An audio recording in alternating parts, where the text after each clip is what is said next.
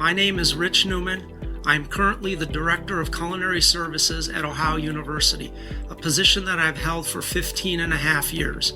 I've worked in the college and university food service environment for over 40 years. I've been involved with NACUFS since 1990. So why should you take this financial management course? Well, you'll learn 7 key things that will help you do your job in a more effective manner. First off, you'll learn how to build a budget and use financial history in order to run your operation and to forecast into the future. You will learn how to read and effectively use a profit and loss statement. This is a tool to help you better manage your operations.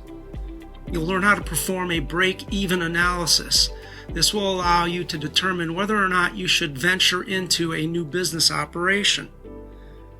You'll learn how to maximize profitability using the menu engineering techniques that you will be shown.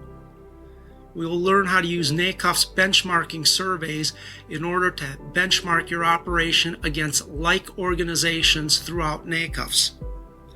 You'll learn how to write an effective business plan that you can use and take to your boss when you decide that it is right to go into a new business. And finally, you will wrap up with how to perform and how to write a comprehensive cost-benefit analysis.